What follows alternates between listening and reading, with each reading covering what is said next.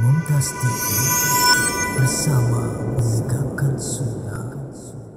Assalamualaikum warahmatullahi wabarakatuh.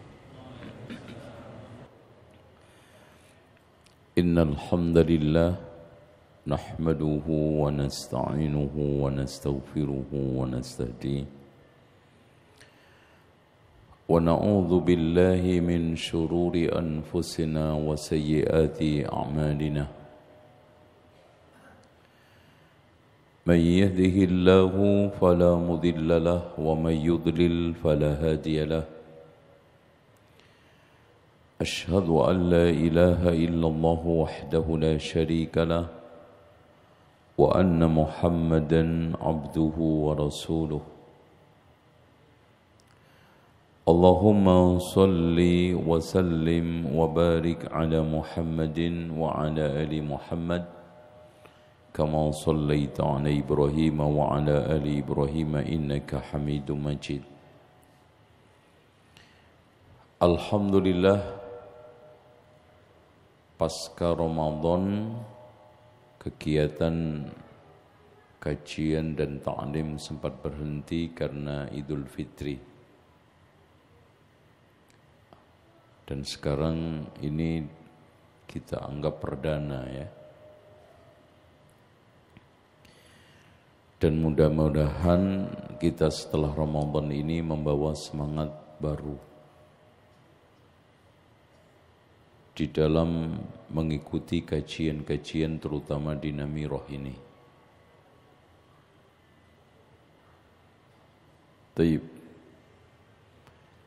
Tema yang kita usulkan adalah faktor-faktor yang memicu kelemahan iman kita. Ini merupakan satu tema yang krusial, urgent, penting. Karena permasalahan iman ini adalah permasalahan taruhan hidup dunia akhirat. Apalagi kita sekarang ini hidup di zaman gampang orang itu murtad. Bukan hanya gampang bangga menjadi orang murtad.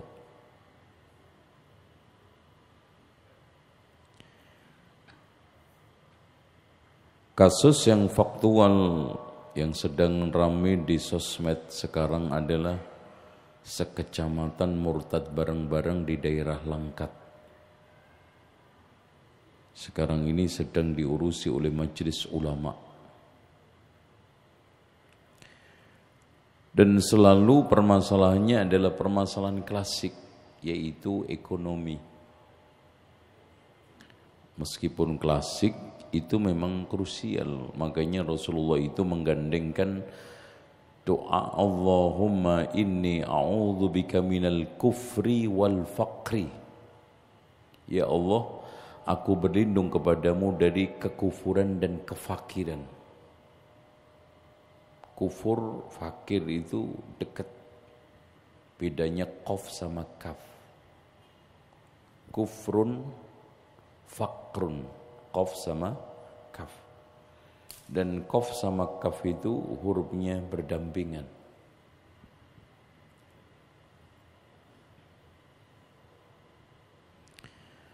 Makanya Rasulullah sallallahu alaihi wasallam mengatakan innal imana la yakhlaqu fi jawfi ahadikum kama yakhlaqus saub. Iman itu bisa luntur seperti lunturnya pakaian. Batik. Bahkan batiknya itu hilang sama sekali. Inilah yang disinyalir oleh Rasulullah nanti di akhir zaman, sayadrusul Islam kama yadrusu wasyusau. Islam itu akan punah, luntur seperti lunturnya batik dari kain.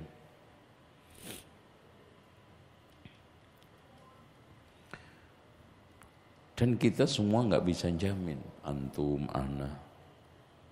Makanya doa permohonan supaya kita tidak murtad itu diajarkan Rasulullah.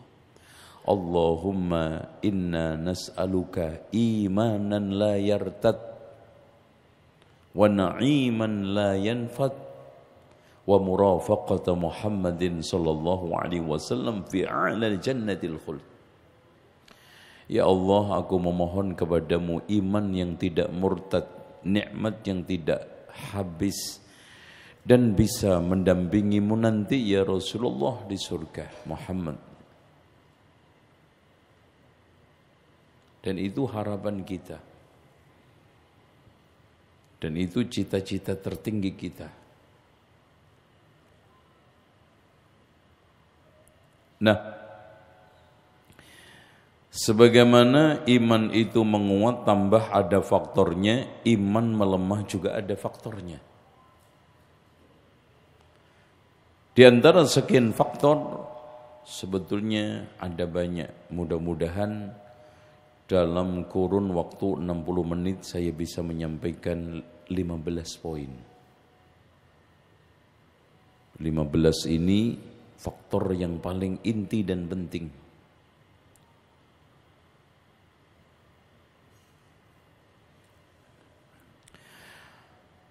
Faktor yang pertama adalah kurang ikhlas. Orang itu kalau di dalam hal apapun kurang tulus, kurang ikhlas, itu gampang lemah, gampang pudar.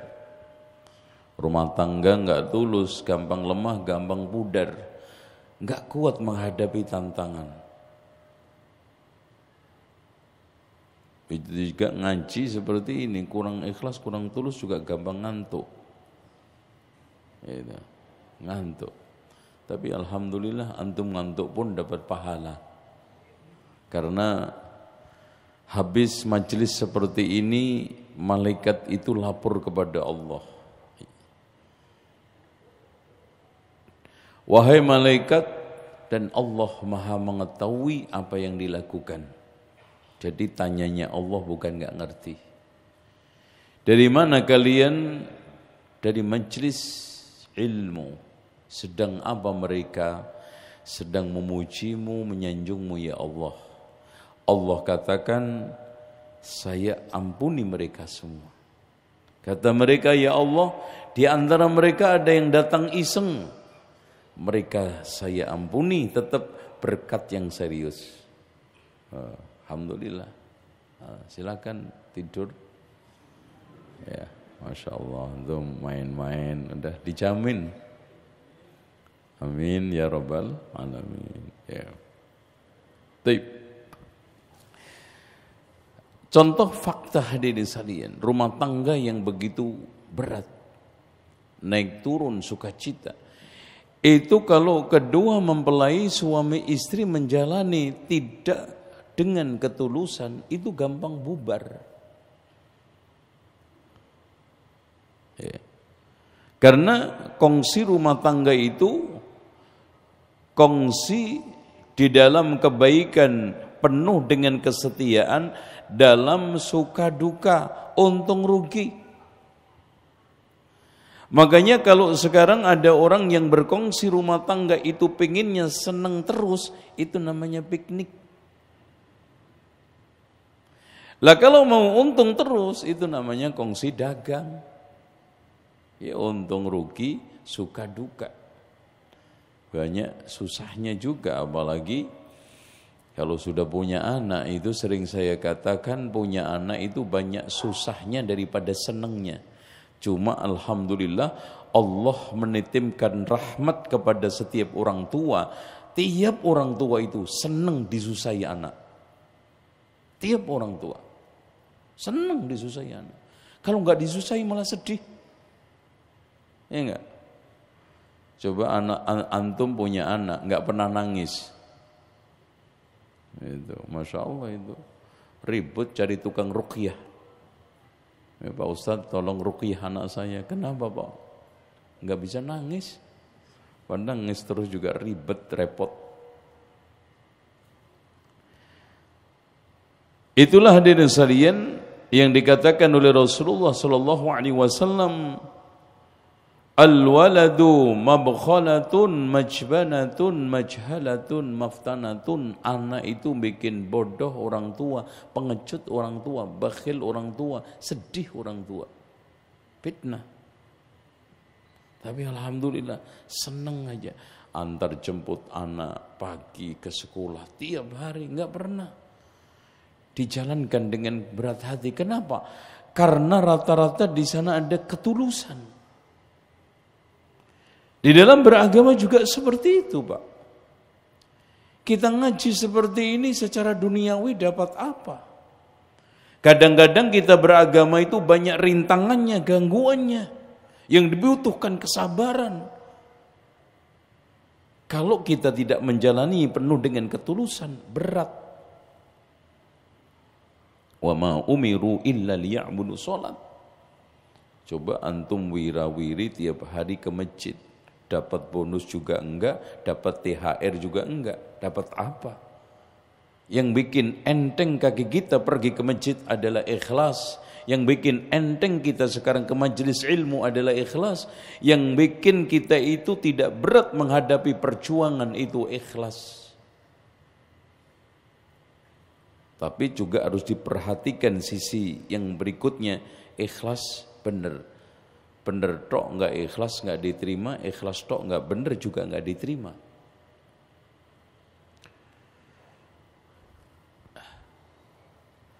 Begitu juga keimanan kita. Di dalam rangka pengabdian kita kepada Allah, mentahqiq atau merealisasikan ubudiyah, itu harus disertai dengan keikhlasan. Karena agama itu butuh pengorbanan. Korban kita harus menyembelih kambing atau sapi.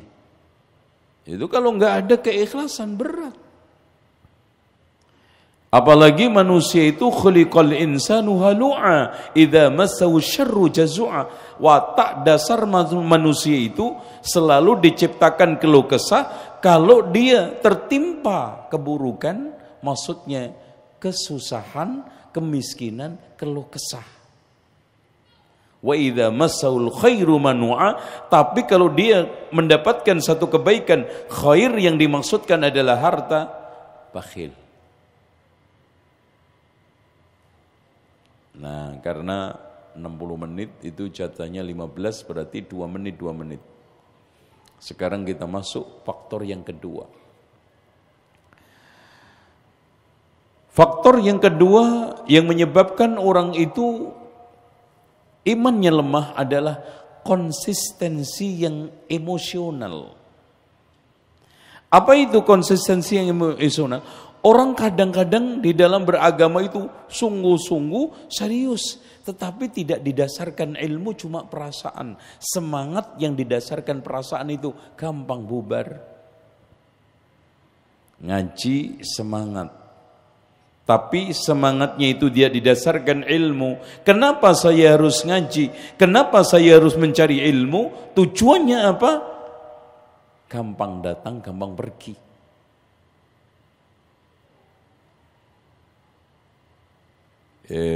Maaf, di antara kita kadang-kadang Masya Allah, karena mungkin terinspirasi oleh motivator, langsung semangat sedekahnya, sampai rumah dikasihkan, mobil dikasihkan, habis itu nyesel. Kenapa? Karena semangatnya dipicu oleh perasaan berbunga-bunga ketika itu. Wah, pokoknya kalau rumah saya ini diganti, saya sedekahkan 1, diganti 10.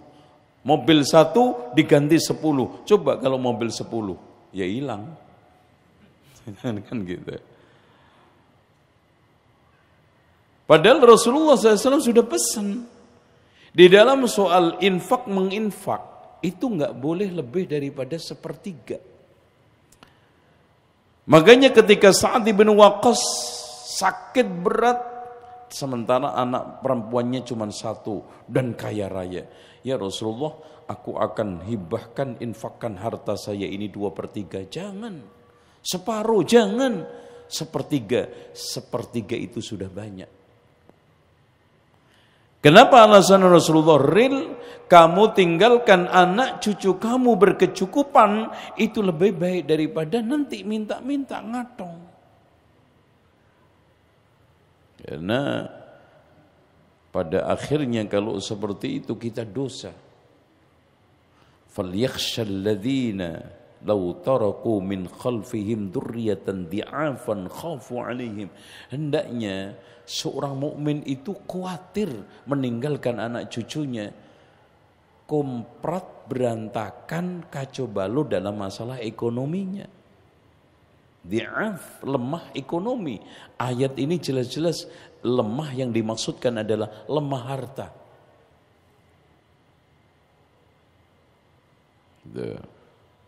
Dan hidup kaya itu tidak dilarang. Yang dilarang itu hidup apa? Kaya sombong, kaya bakhil. Kaya itu harus. Kaya apa cukup Pak enaknya? Hah? Ini saya tanya biar jelas nih. Kaya syukur, miskin sabar. Ibu pilih yang mana? Kaya syukur. Udah, gue balik deh. Miskin syukur, kaya sabar. Pilih mana? Berarti biarpun susah, sing penting sugih. Ini kan kaya sabar, miskin syukur. Enakan mana? Kayaknya enggak mudeng-mudeng ini. Kaya sabar, miskin syukur. Kaya Korun.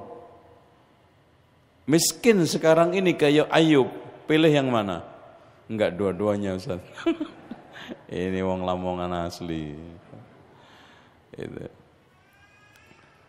Intinya Rasulullah katakan ni'mal malu soleh lirrajuli soleh. Sebaik-baik harta itu di tangan orang soleh. Coba sekarang ini hadirin sekalian, Nabi Sulaiman kaya raya, Abdurrahman bin Auf, tapi dahsyat kekayaannya. Tidak seperti Qarun kan? Karena jalan-jalan kebaikan itu kebanyakan itu dibutuhkan duit. Sholat aja butuh sarung. Sarung itu nyolong apa tuku? Itu. Ya kemarin dapat prosenan itu kalau dagangan, kalau enggak ya enggak dapat. Itu. Butuh duit, haji juga butuh duit. Tidur aja itu butuh alas, kasur, ya duit. Jadi kita tidak boleh menafikan itu. Tetapi harta itu jangan sampai membuat kita kalla innal insana la yadgha, sungguh manusia itu cenderung merasa melampaui batas ketika merasa dirinya itu kaya. Tuh. Sugih tawadhu, sugih dermawan, kaya Masya Allah, kaya hati, kaya harta. Ya, mudah-mudahan yang hadir ini menjadi orang kaya dan cukup. Amin. Ya Rabbal Alamin. Karena Masya Allah, pujian Allah.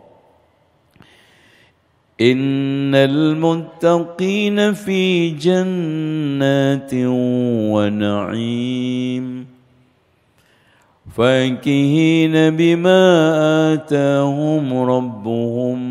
وَوَقَاهُمْ رَبُّهُمْ عَذَابَ الْجَحِيمِ.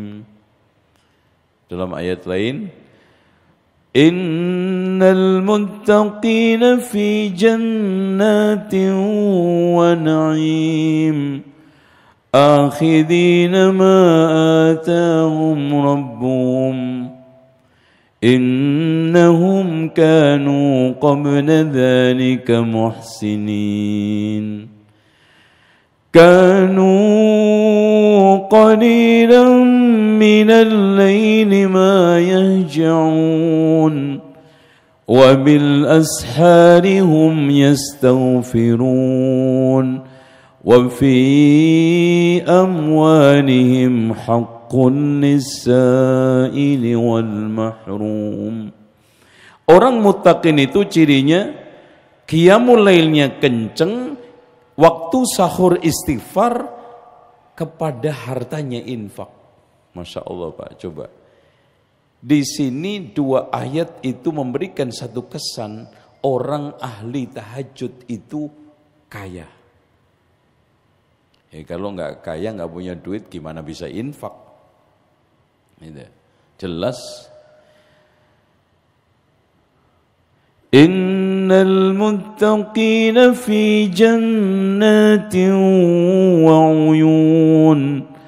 آخذين ما آتاهم ربهم إنهم كانوا قبل ذلك محسنين كانوا قليلا من الليل ما يهجعون وبالأسحار هم يستغفرون وفي أموالهم حق للسائل والمحروم. Orang muttaqin hari-harinya itu mengangkat lambung-lambungnya dari tempat tidur. Jarang tidur untuk qiyamul lail. Makanya Rasulullah menegur kita semua. Innallaha yubghidu kulla ja'dhariyun jawad. Allah itu benci orang yang dungu lagi kasar. Sakhawin bil aswaq, suka teriak-teriak di pasar. Cifanin bil laili, bangkai pada waktu malam hari. Wahimarin bin nahar, keledai di siang hari. Wa alimin bi amri dunya, sangat alim dalam masalah dunia. Wa jahilin bi amri akhirah, dalam masalah dunia akhirat jahil. Nggak ngerti. Sampai sholat Jumat aja tanya, Pak, sholat Jumat hari apa? Subhanallah, hebat banget. Hari Senin, Pak. Itu tanya, sholat Jumat hari apa coba? Lumayan nanya gitu mansian. Nah, sekarang nomor 3, faktor-faktor kita itu lemah iman, kecenderungan kepada apa yang telah berlalu. Artinya kadang-kadang kita ketika ingin istiqomah itu dipicu masa lalu yang buruk sehingga nggak mau maju. Kadang-kadang gini, udahlah, ana juga ngaji seperti ini, berusaha baik, juga orang kampung nggak pernah mileni saya baik. Saya ini juga sudah seperti ini, ngapain menjadi orang baik? Susah-susah juga. Saya juga masa lalu saya itu kelam, gelap gulita, ahli maksiat. Udah, saya nggak akan ada harapan baik. Inilah kata Imam Ibnu Hazm, manusia pandir paling pandir adalah 2, melakukan kesalahan karena dia sudah kadung salah dan punya kesalahan masa lalu. Dan yang kedua, dia terus melakukan kesalahan dan kemaksiatan karena orang lain yang melakukan kesalahan lebih besar daripada dia, lebih berat daripada dia, masih lebih banyak. Ditegur, Mas, kok nggak sholat toh Mas kalau lagi isya? Ya mending Pak, maghrib masih datang, di sono ada yang nggak sholat sama sekali. Nah, itu. Jadi melakukan kesalahan dalihnya karena ada orang yang melakukan kesalahan lebih berat daripada saya, itu lebih banyak. Ana begini mendingan. Itu mending masih sholat Jumat. Ada yang nggak sholat Pak sama sekali. Alhamdulillah, Allah juga maha tahu. Iya, maha tahu lo nggak sholat kan gitu. Itu. Nah, oleh karena itu hadirin sekalian, ketika kita sudah menjalani jalan hijrah, kalau kita sudah ingin bertaubat, pangkas masa lalu, hilangkan masa lalu. Karena yang ditanya oleh Allah itu bukan masa lalu kita, yang ditanya oleh Allah adalah akhir daripada hayat kita. Coba bayangkan Pak, selama hidup melakukan berbagai macam kejahatan, pembunuhan, sampai membunuh 100 orang. Hanya melakukan kebaikan sehari, dan itu belum, baru hijrah, mati di tengah jalan, dimasukkan oleh Allah surga itu. Makanya Allah menghibur kepada kita semua, qul ya ibadiyalladzina asrafu ala anfusihim la taqnatu min rahmatillah. Katakan wahai Muhammad, wahai hamba-hambaku yang telah mendolimi dirinya dengan berbagai macam dosa dan maksiat, jangan putus asa. Pak, Masya Allah, Rahman Rahimnya Allah, Pak. Kita melakukan dosa selama 70 tahun lebih, itu bisa terhapus karena taubat sehari. Coba bayangin, taubat sehari antum. Apa antum gak seneng? Jadi umat Nabi Muhammad, jadi hamba Allah yang sayangnya seperti ini. Salah 70 tahun, dosa 70 tahun, Allah hapus dengan kebaikan kita satu hari. Dan kebaikan kita satu hari gak akan bakal hilang karena kemaksiatan kita selama 70 tahun lebih. Allahu Akbar. Dan Allah itu sifatnya, kata Rasulullah, Pak, innallaha yabsutu yadahu bil-laili liyatuba musii'un nahar. Allah itu membuka tangannya pada waktu malam hari untuk menerima taubat hambanya yang salah pada waktu siang hari. Dan Allah membuka tangannya pada siang hari untuk menerima taubat hambanya yang salah pada waktu malam hari, 24 jam. Ibaratnya ada orang kaya raya memaklumkan kepada sekitarnya, wahai saudara-saudaraku sekalian, saya sudah siapkan makan di rumah saya 24 jam, silakan masuk. Sesuka kalian, makan seenak kalian, kapan saja silakan masuk. Sekarang kok di luar ada yang kelaparan, salahnya siapa, Pak? Makanya kita itu kalau mati sampai membawa dosa itu keterlaluan. Rob Allah kita memberikan satu kemurahan seperti ini. Apalagi alhamdulillah, kesalahan kepada Allah itu dibangun di atas kemudahan dan kemurahan. Pak, saya tanya, Bu, istighfar sambil tidur-tiduran boleh enggak? Masya Allah, coba sampean minta maaf sama saya sambil tidur-tiduran. Oh, tak lempar batu sama. Kita sekarang baca istighfar sambil naik kendaraan boleh enggak? Coba antum sambil naik motor. Maafin ya Mas ya, salah gue yang kemarin. Enggak bakal, sudah didatangin rumah juga masih enggak maafin. Didatangi hari raya, hari baik, enggak ada yang memaafkan. Makanya kesalahan antar manusia itu biasanya dibangun di atas kepelitan dan kesulitan. Makanya jangan gampang menzolimi sesama manusia, zolim itu gelap. Nah hadirin sekalian, nomor 4 yang menyebabkan lemahnya iman kita adalah minimnya pendidikan rohani. Jadi ternyata hadirin sekalian, ngaji ini pendidikan. Di sana ada pendidikan diri kita sendiri, didik diri kita. Itu perlu ada jam, ada waktu, ada saat kita duduk untuk mendidik diri kita sendiri. Makanya Pak, Masya Allah, Hamka itu paling sering membaca bukunya Tasawuf Modern. Dan beliau cerita, sering ditegur oleh murid-muridnya, jamaahnya. Kenapa Buya sering membaca buku sendiri? Apa kata beliau? Buya sedang menasihati dirinya. Penting kita itu menasihati diri kita sendiri. Kenapa? Kadang kita dinasihati orang lain itu gak mempan. Kajian juga sampai lumutan gak masuk-masuk. Ya, kadang-kadang Masya Allah ya, apalagi siraman rohani gini. Tergantung mulut botolnya Pak. Ya kalau sekarang model mulutnya apa ini? Gelas disiram begini lumayan dapat banyak. Ada yang model botol kecap, ada yang model botol PPO. Didulek-dulek enggak lebu-lebu. Nah ini perlu orang-orang yang model mulut botol PPO ini mendidik dirinya. Itulah yang disebut dengan tarbiyah nafsiyah, ruhiyah.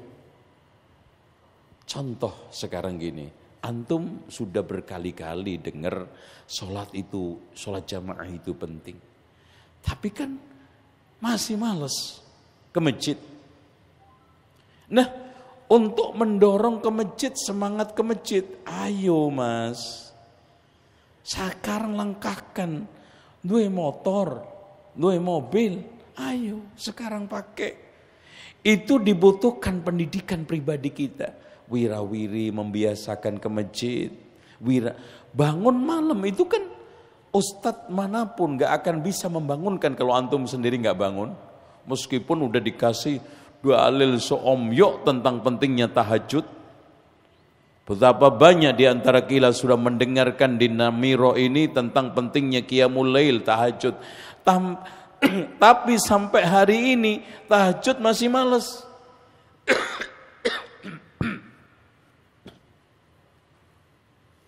Sekarang Pak, saya tanya kepada antum semua. Al-Quran itu ada berapa juz? Jangan-jangan gak ngerti juga. Kayak yang sholat Jumat tadi. Ya. Pernah ada orang yang kunjungan ke pondok pesantren. Kan pondok pesantren tahfidz. Nanya dia, ya maklum gak ngerti. Tanya satu persatu, Masya Allah ini sudah hafal berapa juz nih? Alhamdulillah Bu, sudah 25 juz. Yang ini berapa? Alhamdulillah 20 juz. Yang ini berapa? 30 juz. Kurang berapa juz lagi nih? Bisa, Masya Allah. Aduh, parah banget. 30 masih kurang coba. 35 kali. Gitu. Dia nggak ngerti selama ini nek Quran itu ono 30 juz. Dan Allah menciptakan hari ada berapa satu bulan? Ayo, ojo mungkir. Rata-rata berapa?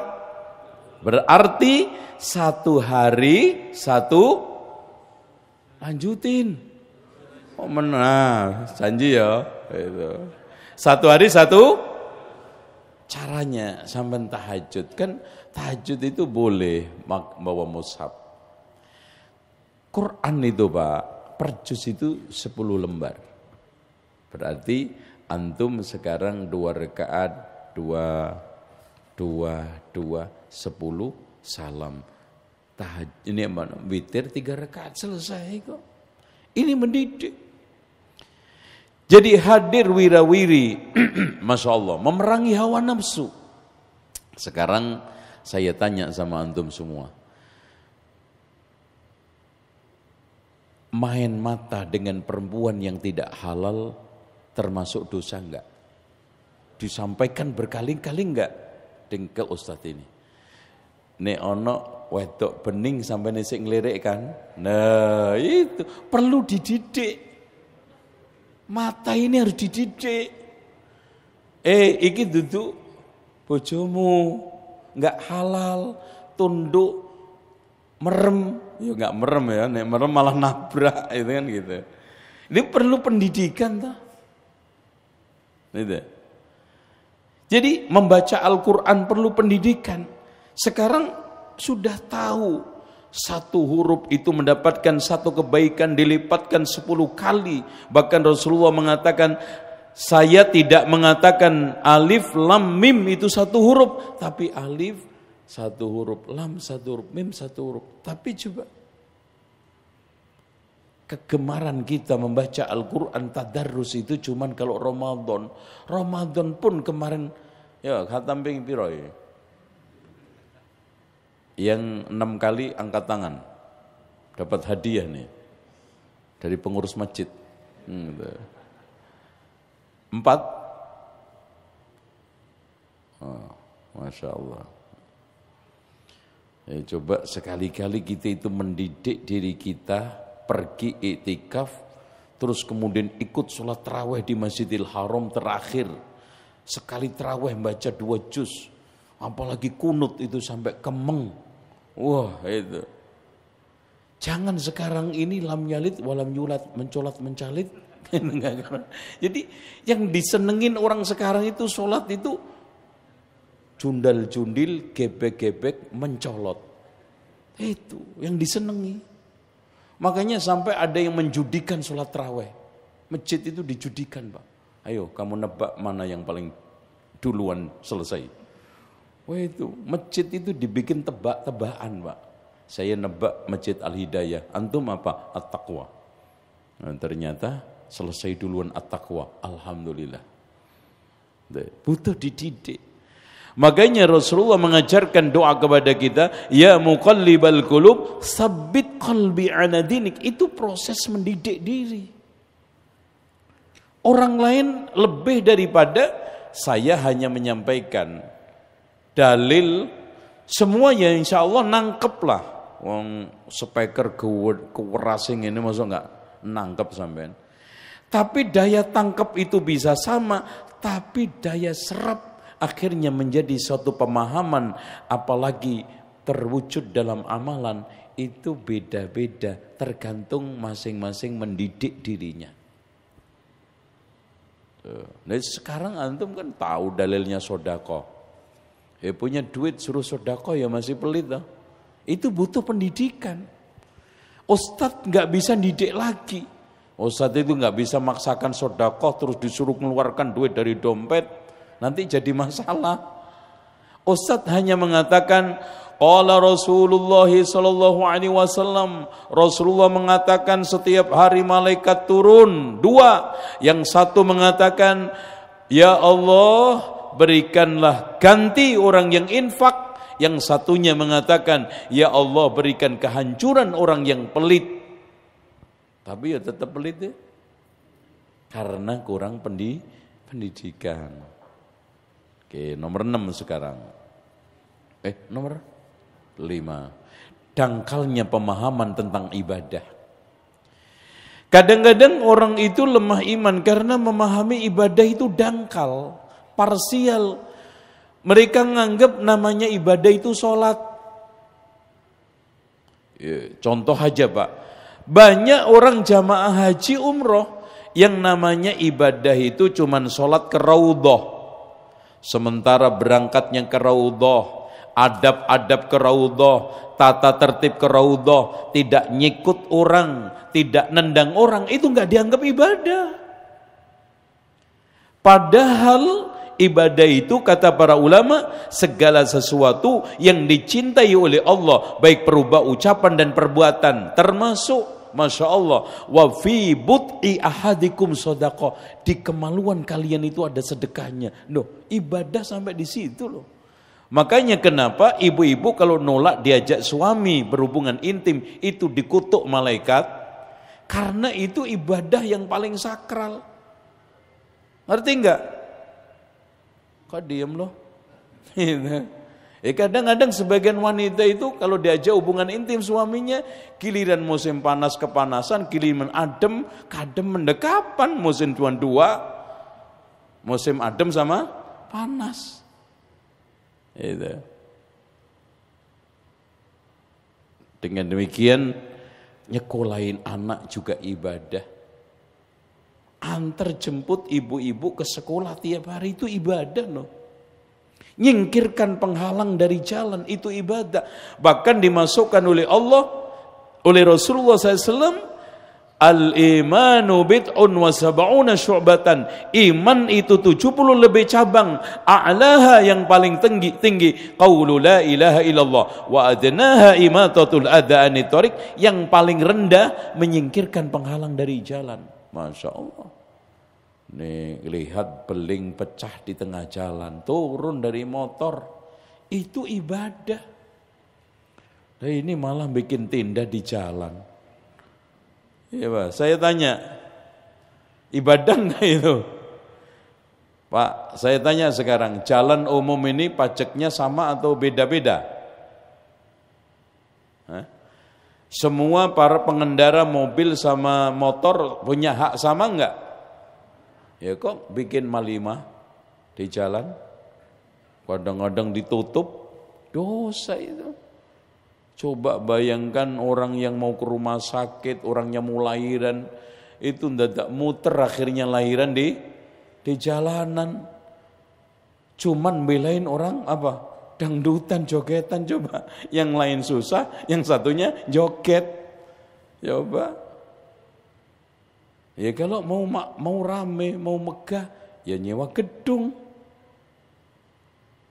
Apalagi bikin polisi tidur. Dosa enggak? Dosa. Dosanya malah saya katakan 4 gulipat. Pertama menghina polisi, tidur terus. Coba, polisi marah enggak? Anda nggak disin Pak polisi? Enak aja gue kepanasan, kehujanan lu katain tidur. Itu kan gitu. Polisi tidur katanya. Terus kadang-kadang nggak standar. Boleh Pak.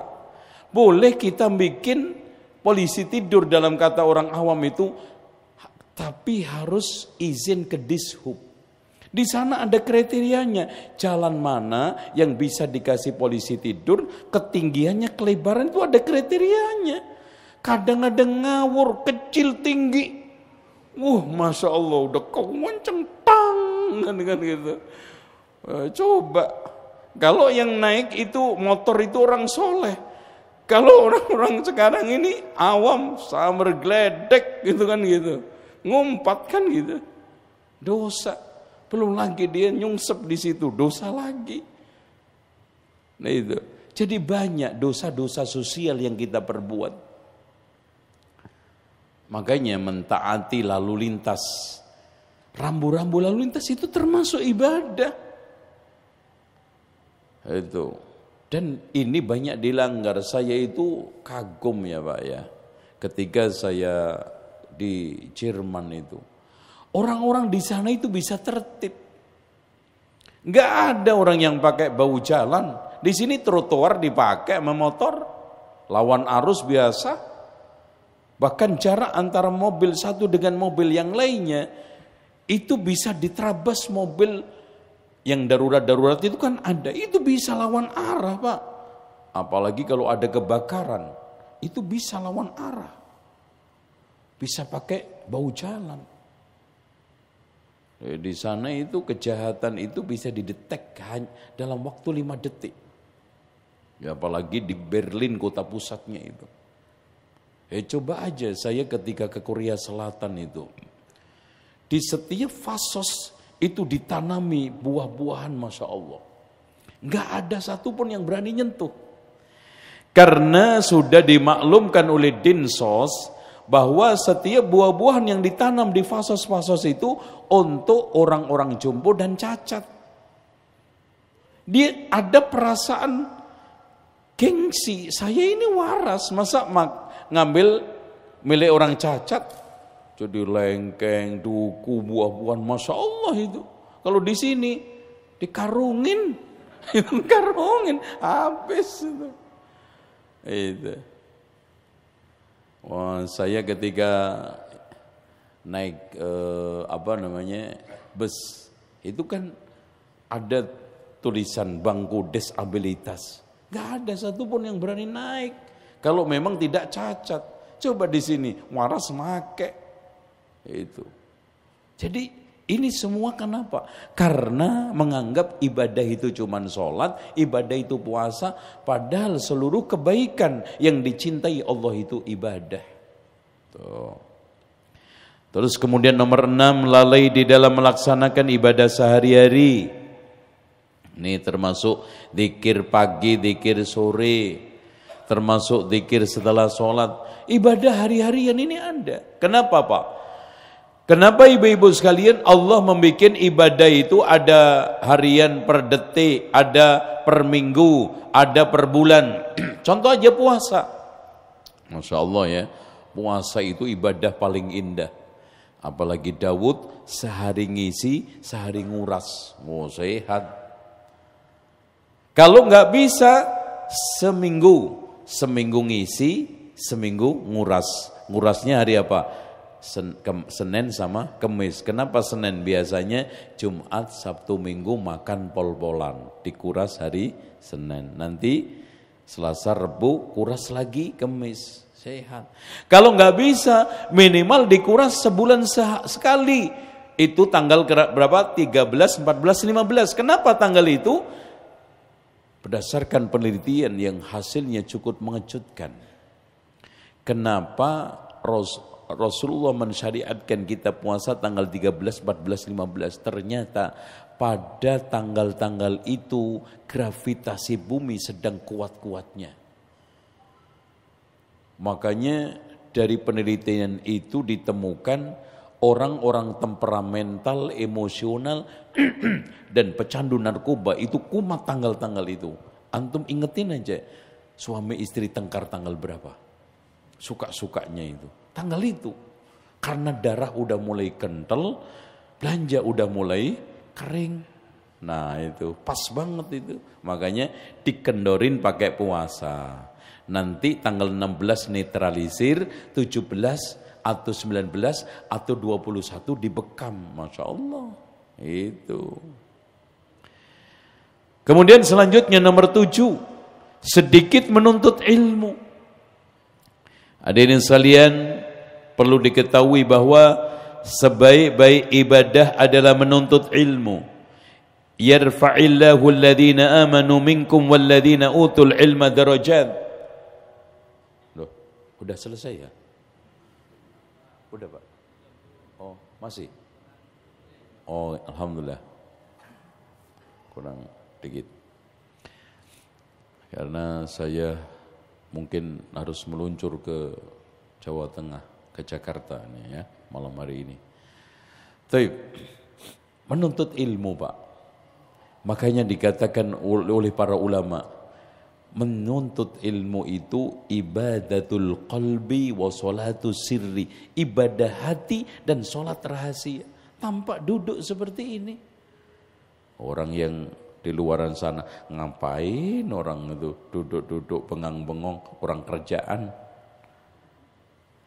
Tetapi sebetulnya kalau kita itu menghayati, ini ibadahnya hati. Otak kita berpikir, hati kita mencerna. Kita sebetulnya sedang dalam keadaan sholat. Makanya para ulama sepakat bahwa menuntut ilmu itu lebih afdal dari seluruh ibadah yang nafilah termasuk sholat. Sunnah.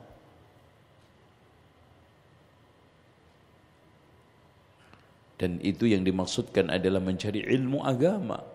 Yang dikatakan oleh Rasulullah SAW, yakhrujud dajjalu, dajjal nanti akan keluar fi idbarin minal ilmi wa khifatin minad din. Ilmu sudah mulai ditinggalkan, agama sudah mulai ringan, wa su'i dzatil bayyin, di mana-mana terjadi pertengkaran dan perkelahian. Rasulullah SAW juga mengatakan, antunya mal'unatun, dunia itu terkutuk, wa mal'unun ma fiha, dan terkutuk di dalamnya, illa dzikrullah, kecuali zikir kepada Allah, wa ma wala, dan apa-apa yang seputar zikir kepada Allah, wa aliman au muta'allima. Makanya berbanggalah orang yang sekarang ini ngajar, didik, guru, tapi ya gitu, guru itu kudanya besar. Banyak guru-guru sekarang itu menjadikan profesi guru itu hanya sebagai apa? Profesi mengajar, bukan mendidik. Beda, Pak. Mengajar itu kasih ilmu. Kalau sekarang mendidik itu kasih sikap, kasih keteladanan. Tuh. Makanya disinilah kenapa Masya Allah dana yang digelontorkan oleh pemerintah besar-besaran, pendidikan masih stagnan, bahkan maaf, pendidikan Indonesia itu masih di bawah Palestina 10 dikit. Coba bayangin. Kalau antum mau buka aja Google. Apalagi dibandingkan dengan Singapura, dibandingkan dengan negara lain. Kita itu nomor 6 di Asia Tenggara. Lemah pendidikan kita. Dan itu faktornya adalah guru. Karena inti daripada pendidikan itu di guru.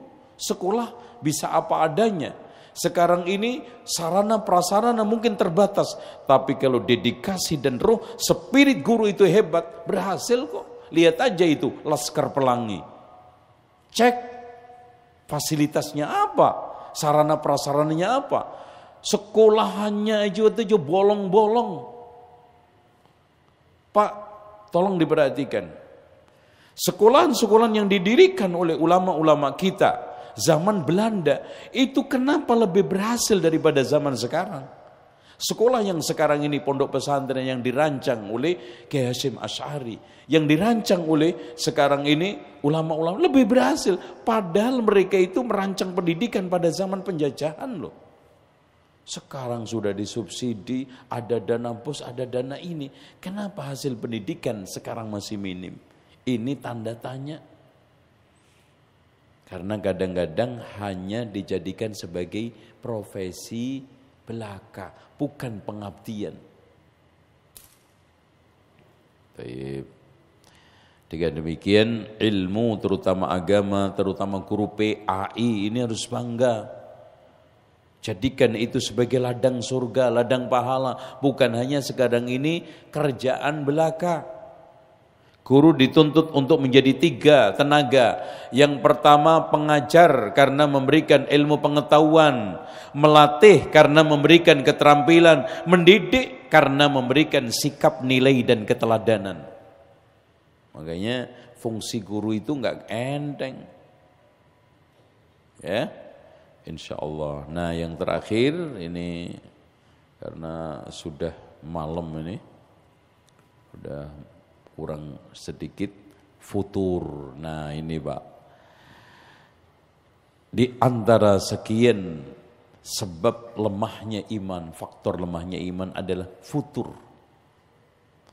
Futur itu apa? Kendor. Kendor itu apa? Lemes. Lemes itu apa? Malas. Nanti termasuk adalah ajis. Memang kita tidak ingkari manusia itu punya kejenuhan, punya kebosanan. Di dalam masalah rumah tangga ada jenuh, ada bosan. Ada enggak Bu saat-saat kita itu bosan sama suami? Kok enggak ngaku? Jujur aja. Ada enggak? Bapak-bapak sekalian saya tanya, ada enggak saat-saat kita itu bosan sama istri? Wah, kenceng nih. Iya. Makanya di sini harus ada aktivitas untuk mencairkan. Kadang-kadang jalan-jalan, kadang-kadang ngaji bareng, itu penting. Kalau sekarang keduanya monoton, keduanya sibuk kerja, stagnan, akhirnya masing-masing terjadilah di sana apa? Kesenjangan, kekeringan, perlu di sana penghangatan. Kebersamaan diciptakan. Kadang-kadang udah libur, maaf, terutama suami, ya. Kadang sibuk dengan peliharaannya, suruh gendong anaknya, kadang-kadang malas gendong sangkar burung sampai 10 kilo bisa. Mancing, ada Masya Allah, kadang-kadang zikir sampai 2 jam mancing. Itu. Sementara sekarang ini saat libur di sini kita manfaatkan ketemu sama istri, ketemu sama suami, ketemu sama anak. Dengan cara seperti itu, kebosanan rutinitas itu bisa dipecahkan. Ada saat-saat kita itu bicara dari hati ke hati. Ada saat-saat kita mencoba untuk bercengkrama, bercanda. Rasulullah aja gendong-gendongan kok. Ya sekali-kali sampai gendong suami, istri. Itu apalagi sudah mulai mekar. Nah itu kan ngukur jadinya. Rasulullah haji itu lomba balapan. Sekali Aisyah menang, sekali waktu Aisyah kalah karena udah mulai berdaging. Itu. Karena biasa. Kalau sudah lama menikah itu bobot bertambah itu biasa. Kalau dulu Masya Allah susah diajak naik motor, sekarang susah naiki motor karena maju melontor suaminya, mundur jatuh istrinya, kan gitu. Makanya di sini makan itu harus dikontrol juga karena Masya Allah masalah makan ini problem klasik Pak. Nabi Adam itu terusir dari surga gara-gara makan loh. Itu, iya nggak? Nabi Adam itu terusir dari surga gara-gara apa? Bukan gara-gara gelang emas, bukan gara-gara yang lainnya, gara-gara makan. Tuh, makan itu dikontrol, apalagi sudah umur 50, kata orang kan 40, patang puluh mulai matang, 50, ceket, swidak, endak. Nah itu kan gitu. Ya namanya umur itu nggak bisa dibohongin. Pokoknya kalau sudah umur di atas 50, 60 itu semua menurun kecuali 3 yang naik. Kolesterol, trigliserid sama asam urat. Udah itu dijamin naik gitu. Makanya di sini harus ngontrol. Demikian insyaallah pas waktunya ya pas jatahnya, dan saya mengucapkan terima kasih atas kebersamaan Bapak Ibu sekalian dan juga kesempatan yang diberikan oleh pengurus Masjid An-Namirah. Dan mudah-mudahan kita semuanya diberikan oleh Allah Subhanahu wa taala hati yang lapang, pikiran tenang untuk menerima ilmu-ilmu yang bermanfaat. Mudah-mudahan ilmu yang kita pelajari kali ini dijadikan oleh Allah ilmu yang bermanfaat. Semoga pertemuan kita ini pertemuan yang dirahmati oleh Allah, dan perpisahan kita ini perpisahan yang dijauhkan oleh Allah dari keruh hati dan perpecahan. Mudah-mudahan Allah Subhanahu wa taala memberkahi harta kita, diri kita, dan seluruh pekerjaan kita, harta kita yang kita cari dengan cara halal berkah thayyib, yang akhirnya bisa kita gunakan untuk ibadah mengabdi kepada Allah Subhanahu wa taala. Sekian kita akhiri dengan doa kafaratul majlis. Subhanakallahumma wa bihamdika asyhadu an la ilaha illa anta astaghfiruka wa atubu ilaik. Wassalamualaikum warahmatullahi wabarakatuh.